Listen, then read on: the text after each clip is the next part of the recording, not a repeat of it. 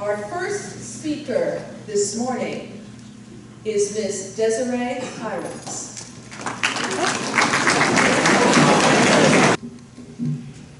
On August 29, 2018, I walked through the doors of Smithfield High School for the first time as a high school student. My previous experiences here were middle school chorus concerts and being in the sound of music as a fifth grader. 4 years later, I stand on the stage before you all, a completely different person than when I walked in. And in a couple of months, it will be my last time walking out those doors. Any adult in my life up to this point was right. The time here goes by so fast, and it'll be over before you know it. As I look back at my time here, I find myself reminiscing, as one typically does. I think about the friends I've made, the friends I've lost, the lessons I've learned, both in life and in my academic journey, but that doesn't seem as important right now. I want to take the time to share moments that I will remember as my SHS legacy, and how my experiences here not only further solidified my passion for what I wish to do, but taught me something about myself as a person.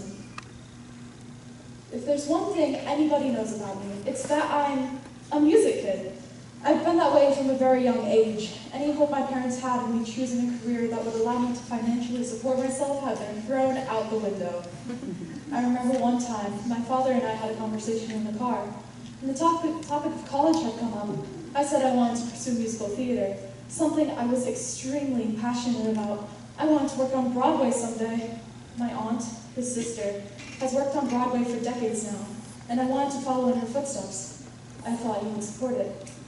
I remember the moment of silence in the car, like I was at the funeral for my dreams, bowing my head over their casket as I looked at my feet and worried. My father spoke, his eyes never leaving the road. Good luck finding a job somewhere that isn't McDonald's with a degree like that. My heart sank, and I remained silent the rest of the trip. To have my daughter and have my father doubt my ability to go into a profession such as that stung, but overall became the fuel for my journey up until now. Thanks to the music department, I have found myself. I know, it's cliche, but it's true. Just this past year, I've made incredible friendships that I will not forget. From my Gatsby family to my musical theater kids, I will never forget the memories I have made here. It is because of the music department that I finally locked onto the target that is my future. October 23rd, 2021. The chorus had been invited to perform at hometown legend Sarah Potenz's concert. That performance felt like something out of a movie. The euphoria that coursed through my body as I was up there singing with my peers is something I will never forget. But there's more to it than that. I remember the specific song, Keep On Holding, and how we couldn't be heard over the sound system, but we were singing our hearts out. I will never know if it was just a moment of fate or mystic rhythms, but I was positioned right in front of an interesting woman. The song finished, she and I made eye contact. She started cheering and screaming excitedly, then stood and hugged me so tightly. I was thinking, is this woman drunk? Then she introduced herself as Sarah's mother. After the concert, I was sitting on the patio of the Met, waiting for my mom, exhausted, when the same woman came up and sat down next to me. Her words will never, ever leave my memory. You remind me so much of my daughter. Your voice is incredible. Have you thought about becoming a professional musician? I had told her it was a dream of mine to do something like that. She smiled and placed a hand on my shoulder. Make your dream a reality. I believe you have that talent the world isn't ready for. I know it sounds like something out of a cheesy coming-of-age story, but at the end of the day, isn't that what our lives as teens is supposed to be? That night, my heart was finally set on what I wanted to do, who I wanted to be, and it's thanks to the moments offered through the school that made me realize it. I'll leave you with this. Don't give up on what you're passionate about, even when you get discouraged from those around you. If it's what you want to do with your life, then do it.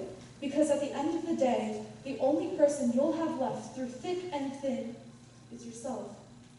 Your word is more important to staying true to who you are and what you strive to do. Thank you.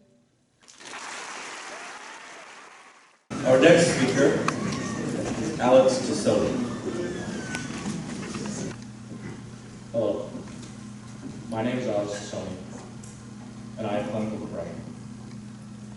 Now yes, I know, that's not the most fun way to start off a speech, but the sad truth is that depression walks these halls.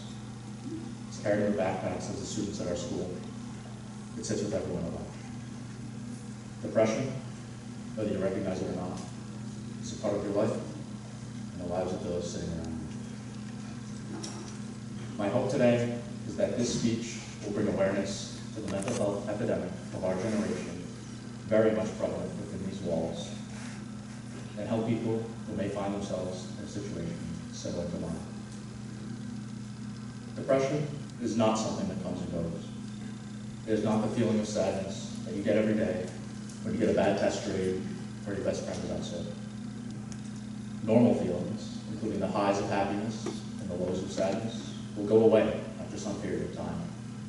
But depression has that unusual characteristic of sticking with you day after day.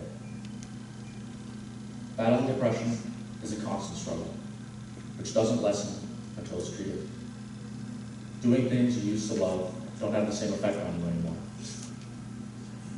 You lose motivation for anything and everything, no matter how small, and most importantly, you feel worthless and alone. Think of the sheer amount of people within this room. How many struggle to get out of bed today and every day? How many may be suffering and nobody knows? My own personal battle with depression started around 2 years ago during the peak of the pandemic. It started as something minor, but it grew, built, and multiplied until it consumed me all hours of the day. And despite all the warning signs, I told myself that I could deal with it on my own. I couldn't. Instead, I became detached from the outside world. I drifted further and further away from those who cared about me and who could have helped me. My bottled up feelings snowballed and got worse and worse. And then my junior year started online, where things seemed to have gotten better for a while. But by the time the first semester ended, I found myself back in the pits of depression, where it was worse than ever, and I was worse than ever. It started to hurt the people around me, and I started having those thoughts that there was no hope for my future, and that I would be better off dead. As I was careening towards a cliff, my mom decided she'd had enough. She knew that something was wrong, and I'd known for a while, and she no longer wanted to see me like this. She knew, regardless of how well that I tried to hide it, that something needed to change in my life, and she wanted to be the start of that change. She asked me what was wrong, and I tried not to tell her, but I realized that the longer I hid my problems, the worse it would get for both of us. So I told her everything. I told her that the plan for the rest of my life was to wait until her and my dad were dead and kill myself, so that no one was there when I passed me. But I lied. The real truth, which I've kept to myself until this day, is that I was planning to kill myself by the end of that month. As a matter of fact, I had already written suicide notes to leave to the people closest to me. There was a sticky note in my phone case, which had the password to my phone and the password to the note on my notes app, where I laid everything out. A couple of final thoughts to my friends, my family, and the longest note to my mom. I was ready. But my mom saved my life. She insisted on me going to therapy, which was the best possible thing that could have happened. And I wish I could tell you that it all got better the moment I started therapy, but that's not the story of depression. I was hesitant to share my story at first, so I didn't get the help that I needed. In fact, the closest I ever came to taking my own life was after I started therapy.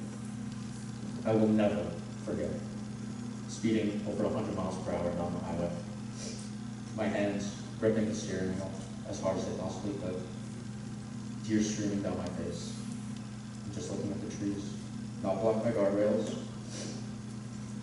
knowing how easy it would be to swerve a little to the left and be set free. I would have finally followed the path I had been going towards for months. At that moment, I couldn't help but think about how sad my path would be when it came home that night, and how devastated my parents would be to have to go to their own son's funeral. So I made it home that day. I survived one more moment, and I got through. Healing doesn't happen quickly, but it can happen, and I'm living proof. All it takes is a little bit of hard work, vulnerability, for someone like me, medication. I didn't believe it either. I thought that my only option was to escape from the life that I was living. But it wasn't for me, and it's not for you. This impossible task of feeling better becomes possible when you believe. Speech that I've given today is not exactly easy to write. For such a long time, I didn't want to tell anyone about my issues. I certainly never planned on opening up to the whole school. But I know it's incredibly important to talk about, even when it's uncomfortable. The conversation that I had with my mom was uncomfortable, but it was worth it. All it took was a couple of words to start that conversation. One ended up saving my life. Today, I can proudly say that I'm grateful to be alive. And I want that for all of you. I want you to get ahead of your emotions before they take over your life. I want you to survive through your sad moments. I want you to experience the joys that life has to offer. I want you to be able to proudly say that you're glad to be alive. I want you to live. Thank you.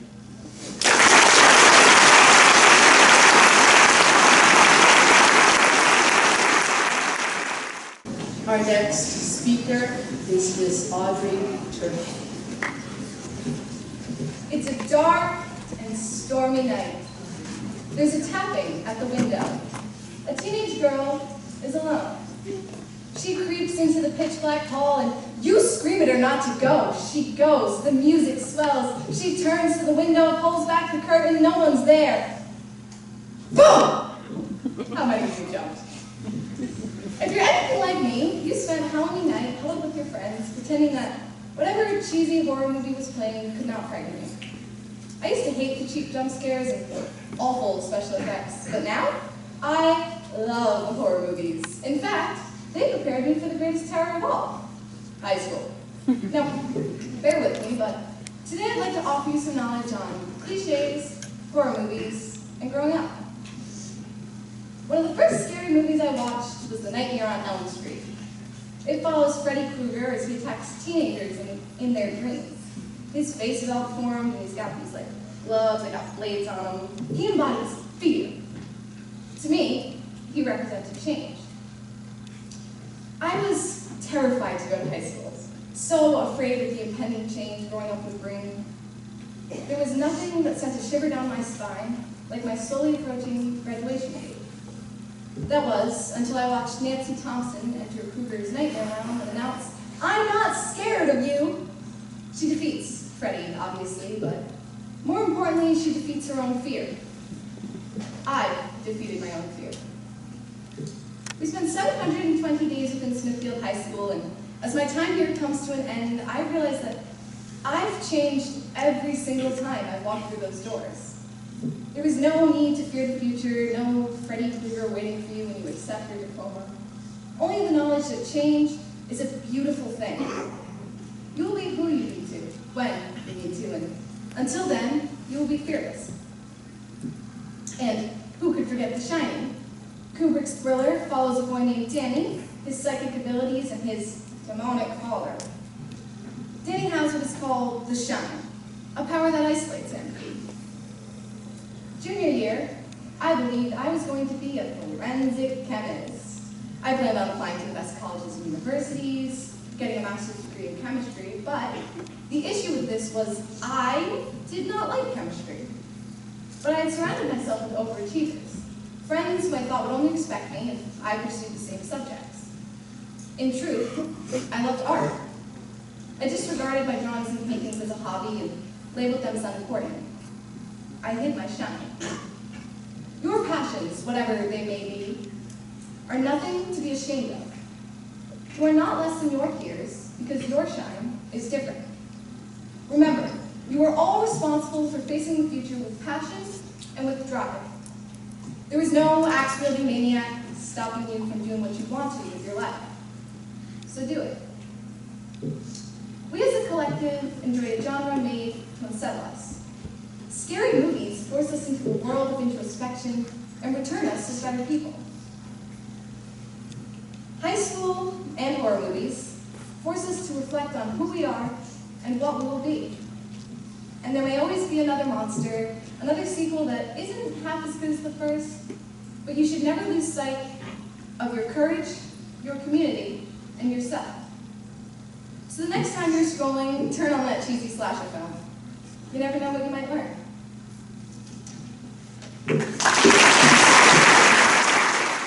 Our next speaker is Thomas Edsel. Dreams. What does it mean to dream? No, I don't mean the kind you have about flying monkeys, screeching and throwing banana peels at you. I'm talking about the kind you have in every waking moment of every day. The kind of dream that gives you goosebumps every time you think about it. The kind of dream that you wake up and can't wait to practice and pursue. Those kinds of dreams are the ones you have to fight for. Those are the ones you can never forget. My dream is to write and perform my own music for people like you. I don't care about the money that might come with it. I care about it because music is a sanctuary to me. I chose music as my dream because it changed my life. It made me a more confident person. It made 18 in 24 hours somebody that 14-year-old me never thought I could be. That's the power of dreams and chasing them. It's one thing to just say, I want to become a veterinarian, and then do nothing about it. Going and volunteering at a shelter, getting your pants peed on, holding all those animals and physically caring for them will do nothing but make you a better person, I guarantee it. Now, dreams don't all have to be risky and uncommon like mine. They can be safe and normal, like wanting to become a veterinarian. Freshmen and sophomores, I'm talking to you now. You're at the time in your life where everybody that has any kind of authority over you is going to ask you the big question. What do you want to do with your life? Don't get me wrong, I know you've heard all the advice before, because I have. All the times your mom said, it's okay to not know your freshman year. And she has a point, because it's true. But don't worry about figuring it out today. Whether you're a freshman or a graduating senior, it doesn't matter. Because the world expects you to make a choice that most often dictates the rest of your life before you've even reached 25% of it. Now think about that for a second. Now stop thinking and let me keep talking. I'm on a time crunch here. What I'm not saying is to sit back and ride the wave of life saying, hang 10, be zen, it'll be all right in the end. Do think about your life after high school while you're in it. Because that's what it's for. You can afford to think about your life after high school because you don't have the responsibility of living life. This is where those dreams come in. Don't let anybody tell you to stop dreaming, especially yourself. Dreaming means taking your life by the throat. As any of you who had my dad as a basketball coach will know, if you stand still, you're dead. High school is an incredible opportunity to find out what you love. You want to learn guitar? Find me and off you go. You want to learn how to gut a pig? Don't ask me, I wouldn't know. So explore. Even if there's only the tiniest part of you that's interested, take that art class, audition for the musical, join the golf team, run for class president. I joined the football team for about a week my freshman year and then quit because I realized that it wasn't for me. But at least I did it. If you don't do it, you might miss your dream. The dream that gives you goosebumps. The dream that makes you excited for tomorrow because it means you're one step closer to achieving that dream. Dreaming means being you. No holds barred. All of your colors are shining no matter how blinding they are. It means holding your head high and having the confidence in yourself to fail and keep going because that's what matters. Falling off the horse means nothing. But it's up to you to stay on the ground and quit, or pick yourself up, dust yourself off, and learn what you did wrong so you can try again. Don't do the job for the money. Chase your dream for your happiness. Because if you do that, you'll never work a day in your life. Look at Billie Eilish. She had songs on SoundCloud, and woke up one day, one of them had more than 1,000 streams, and she just won an Oscar. Mr. Lenore has been doing it for over 1 billion years, but that's just because he's immortal. So what's holding you back? Is it because you know it'll be hard work, and you spend all of high school slipping on the radar for doing the minimum? Whatever doubts you have about your skill, whatever excuses you have, you need to get rid of them. Because it won't happen if you don't. Use every second you have to practice. Go out and do. Fail, then go home and practice again. That's something I need to work on. So with all that being said, dreams. What does it mean to dream? It means being you in all the glory that you are. Thank you.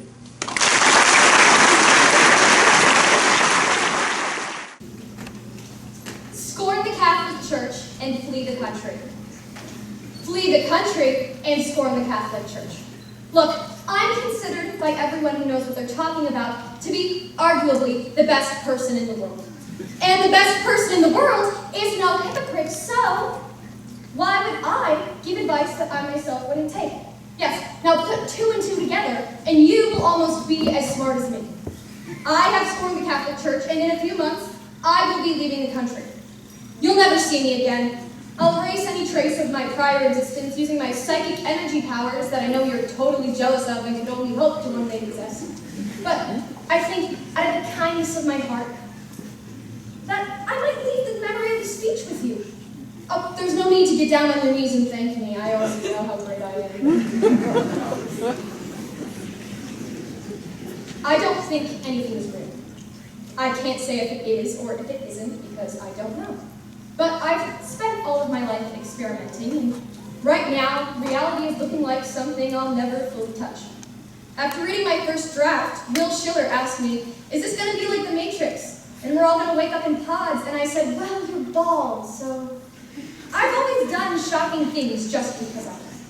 I used to strut around Gallagher, go up to random people, touch their face, and say, squishy. And chances are, you know me from this. When people ask me now, why'd you do it? You know, it's so easy to say, well, I was young. I didn't have a good concept of boundaries because I didn't have a stable, consistent environment, and I'd never been around kids my age before. It's easy to pretend that I was innocent, that I didn't know I was making people uncomfortable, but that is a lie.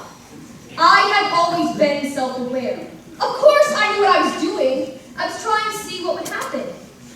You all get these urges and have always resisted acting upon them. Well, I vomited on lunch tables. I drank hand sanitizer and I touched strangers' faces, all just to see how far I could go before being affected by my own actions. Sure, people would bully and ignore me, but it meant nothing. These reactions caused by me had no effect on me. It was like I was the master of the universe, having this control over myself, over the entire way I perceived reality. Do you even understand what I'm saying? I'm telling you that at 11 years old, I was manipulating an entire school to be my test subjects. To have that power at such a young age, God, I thought to myself, I really must be something special. Why am I the only one doing this? Why am I the only one who doesn't care? Is it possible that I am the one? I wasn't just satisfied with stopping there. I turned to bigger things, better things, the Catholic Church. Now I just want to apologize to my mother and anyone else who still may be a devout follower. But there was always an urge to speak up against its injustices and its hypocrisies, but presently also a fear of getting rejected by this one huge part of my life and a fear of experimenting on my family. But after doing it, after speaking out about it, proudly scorning away, I realized that even after the experimentation was done, they still loved me just the same. That was at 13, and now at 17, well, okay, you know how they say you'll get salmonella if you eat raw chicken? Well, every day at KFC when I go to work, I have a whole raw chicken tender. And you know what? After 6 months, I have never been more healthy. Just to recap, I have not only made myself immune to social consequence, but physical too. I cannot get salmonella. Now, I'm going to be taking on one of the biggest challenges of all in the quest to reach the breaking point, just to see if I can feel anything from it. In a couple months, I'm going to be moving by myself to a foreign country that I've never set put in before. But no matter how hard I hope things will change, I know I'll do fine. Because I've always done fine, and after all, I can't change reality. Baby, seasons change, but people don't, says Fall Out Boy, and hell yeah, I say to that. Amen. My advice is to do the things you feel the need to do. And I'll be flattered if that is supporting the church and playing the country. I guarantee that no matter what, you'll still love that song you play on repeat. You'll still love the taste of whatever the favorite food is, and you'll still laugh at that joke that gets you every time. After all, I am the best person in the world. I wouldn't lie to you.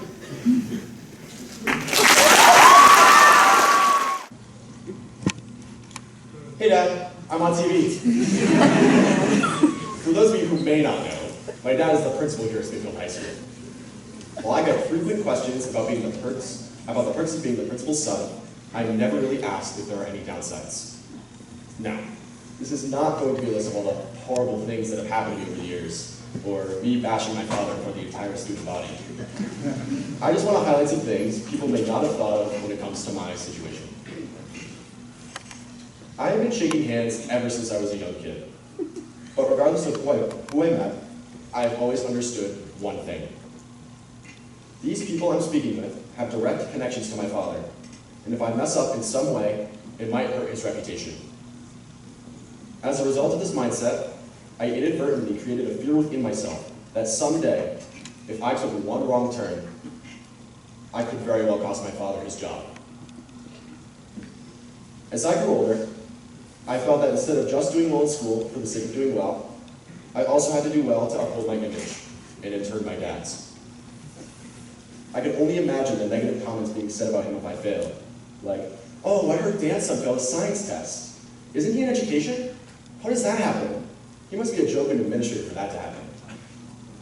That terrified me to my core, no matter how asinine it sounds.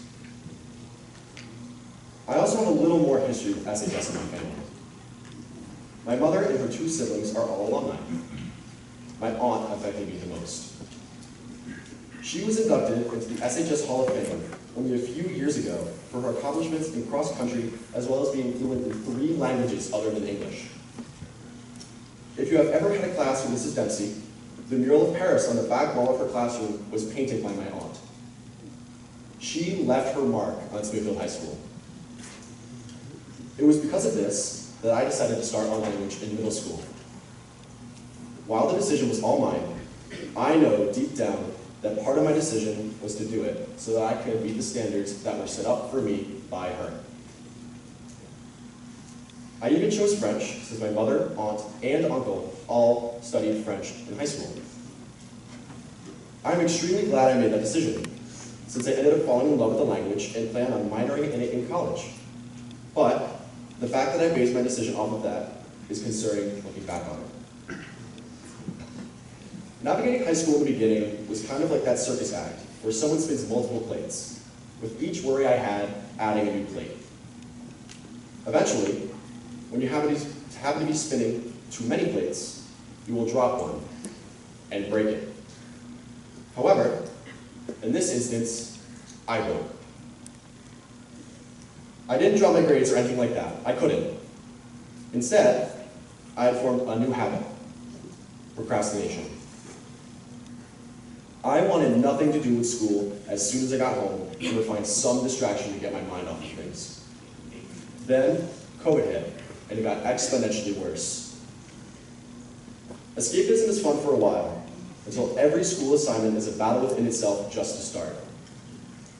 To this day, I have trouble getting out of my bed, which is about 3 feet from my computer, to do a school assignment that will take only 10 to 15 minutes.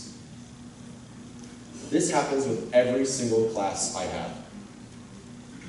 Why am I telling you all of this? If you think this only pertains to people who are related to a high school principal, you are wrong. Another thing my father taught me, that albeit I still need to do a better job of, is to advocate for myself. If you are only doing something because you felt pressure to, like me, speak out. Unfortunately for me, I only came to terms with this somewhat recently. I am not out of this hole yet. I am still trying to overwrite my mindset from when I was younger. I still procrastinate. Ultimately, I know I need to make a change. So, if you take anything away from my story, please take this. Do not let your life be dictated by pressures around you. Just because your family or other people expect something of you does not mean you have to blindly follow it. Take control of your own destiny. The pressure put on me by my family was in reality my own doing through my own fears. Do not go down my path, because it will end up with you questioning every decision you've ever made and wondering if you truly made the most of your own time. Take the opportunities that come your way for yourself and because you want to. Thank you.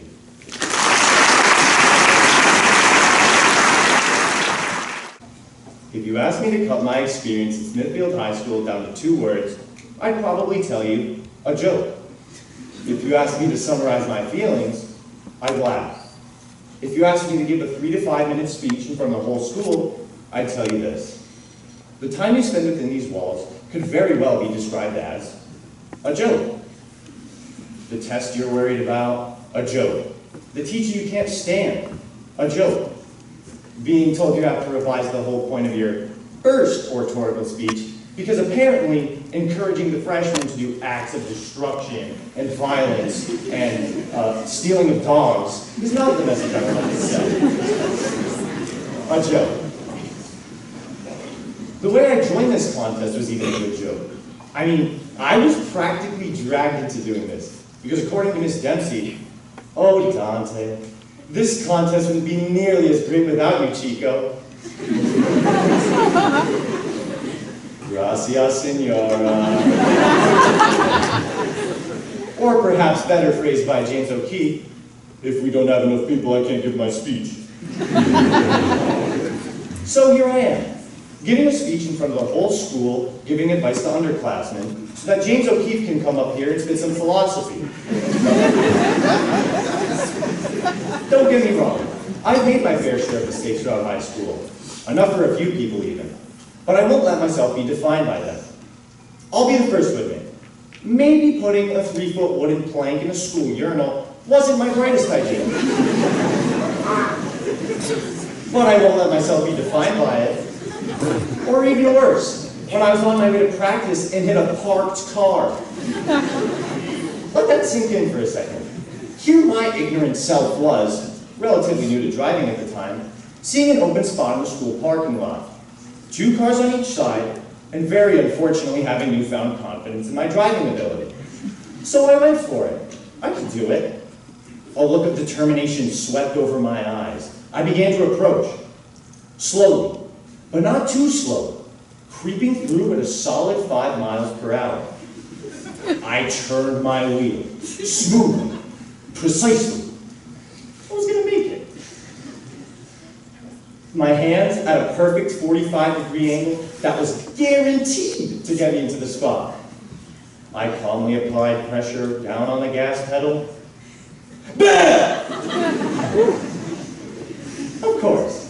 Of course, some random woman had to have seen it. And you know what she decided to do? She went up to my window, knocked on it, and decided to give me what she thought was apparently some great insight. Do you know you just hit that car? Wow! Really? I mean, I could have never guessed. I thought the parked car rolled back and hit me. So, one thing led to another, and apologizing to Dr. Amity for the brand new dent in her brand new car was actually the least of my concerns when I saw what my insurance had to say. Beat that up, Robinson.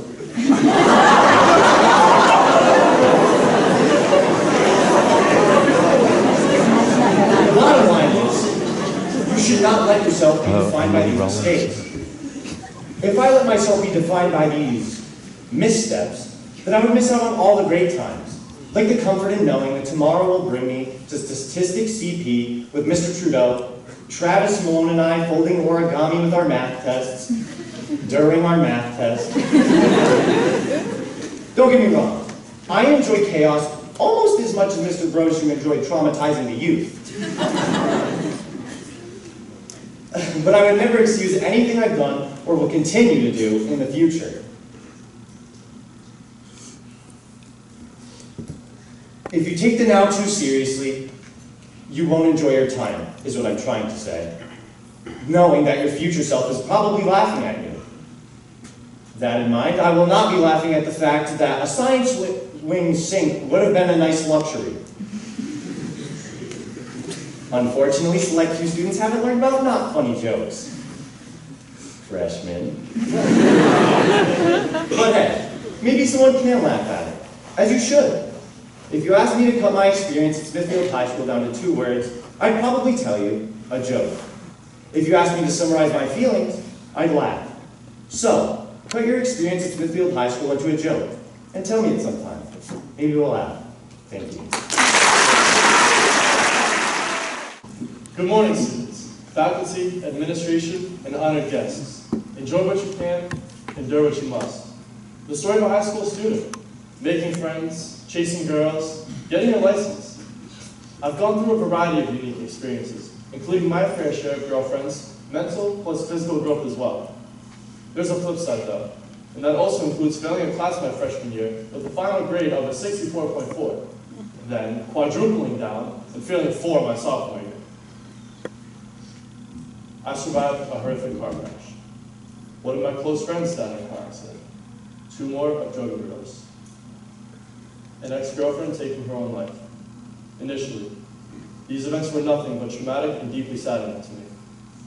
Being able to speak on these subjects and being willing to move past them is one of the reasons that I'm up here today. Those who have gone through traumatic experiences understand how hard it is to move on. Sincerely, I would like to say that it is okay to not be okay, and being truthful to yourself is the first step. When I started my freshman and sophomore years, I chose to make excuses for myself and take the path of least resistance. I was a class clown, and my mission was always to make other people laugh. However, I didn't know boundaries, and that led to a behavior plan being emailed to every one of my teachers. What was written were, not talking out and no wandering around the room. My behavior came from wanting to be everyone else's favorite person, because I did not love myself yet. Psychosis. It essentially means losing touch with reality, and I was knee-deep in it. At the end of my sophomore year, Mr. Jackson asked to talk with me one-on-one. He asked me the same old questions as usual, and when I started to spit my excuses, he said, cut the crap. Essentially, I needed to stop making excuses for myself, because I was the only one who could do the work. He gave me the mindset that I was the only one who could change myself. While this didn't make me an instant honor roll student, it changed my mentality. At this point, I acknowledged there wasn't anything I couldn't do. It was just up to doing it. All of this knowledge came from just being willing to listen. That following summer was when the accident happened.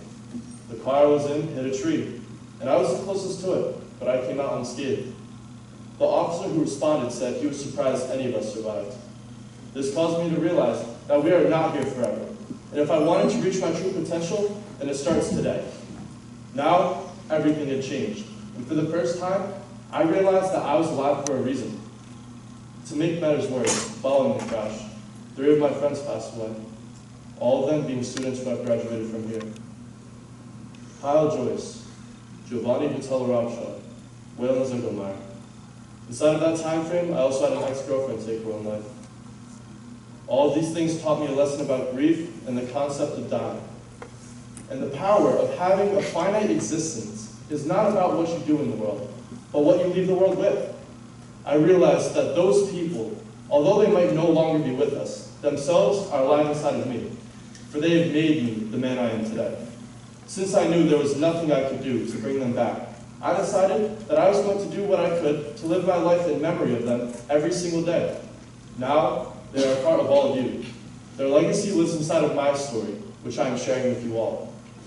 But I believe in the principle of yin and yang, and that there are opposites in everything that exists. The good and bad, happiness and sadness, light and dark. Had I given up on myself, I would not have been able to see the light through what I just listed. If I didn't choose to ask questions as to why these things happen, I wouldn't be able to share what the other side feels like. I chose to accept the events that had happened to me and give myself time to grieve and embrace the negative emotion. But wallowing in a hole of self-pity and using it as an excuse to stop me was not something that I was going to do. I needed to reach my full potential because the people I lost will never. Through this, I was determined to figure out my own truth with the motive of one day being able to help other people. My time at Smithfield High School is coming to a close, but hopefully my legacy will live here forever. Through the rest of my life, there will be one quotation that will ring home from my philosophy teacher, Mr. Curtis. Enjoy what you can, endure what you must. Thank you. Ladies and gentlemen, let's give a round of applause for Mrs. MC, Mr. Thibodeau.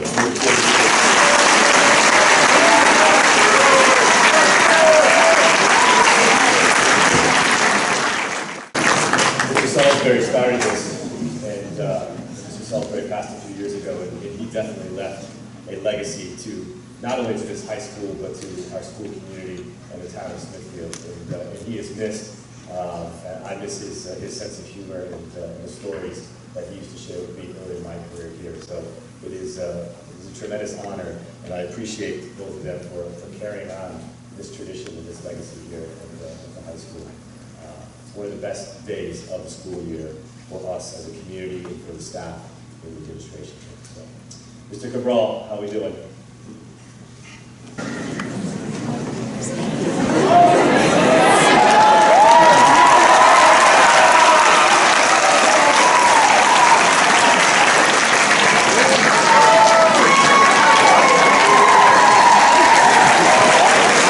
Thank you, Mr. Cabral.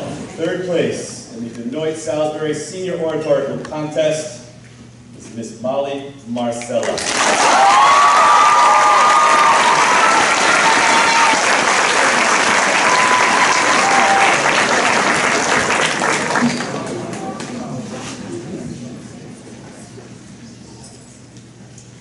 Second place in the Benoit-Salisbury Senior Oratorical Contest, Miss Audrey Turcotte.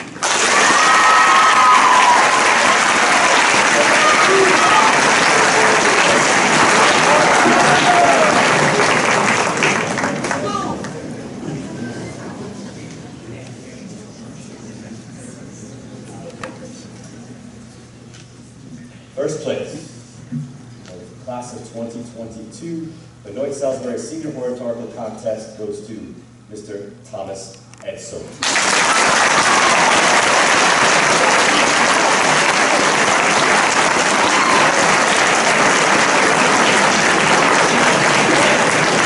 Mr.